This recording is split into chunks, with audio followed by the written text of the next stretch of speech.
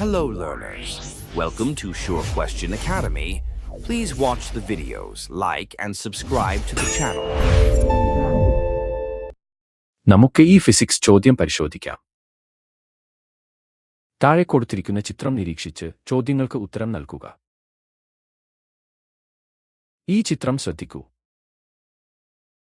ഒന്നാമത്തെ ചോദ്യം, ചിത്രത്തിൽ കാണിച്ചിരിക്കുന്ന കാഴ്ചവൈകല്യം ഏതാണ്? നിങ്ങളുടെ ഉത്തരം സാധൂകരിക്കുക. നമുക്ക് ഉത്തരം നോക്കാം. ഈ വൈകല്യമാണ് ദീർഘദൃഷ്ടി അഥവാ ഹൈപ്പർമെട്രോപ്പിയ.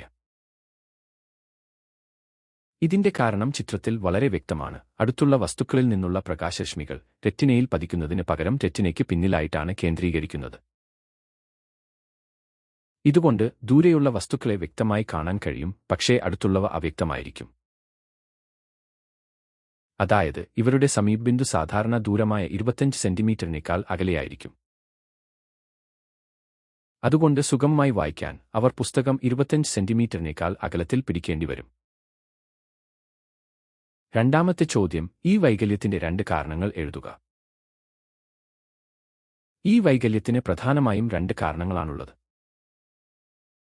ഒന്നാമത്തെ കാരണം കണ്ണിന്റെ ലെൻസിന്റെ ഫോക്കസ് ദൂരം കൂടുതലാകുന്നത് ആണ്.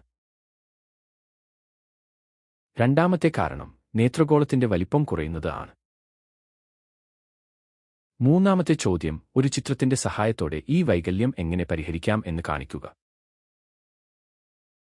താഴെ കാണിച്ചിരിക്കുന്നതുപോലെ ഒരു കോൺവെക്സ് ലെൻസ് ഉപയോഗിച്ച് ഈ കാഴ്ചവൈകല്യം പരിഹരിക്കാം.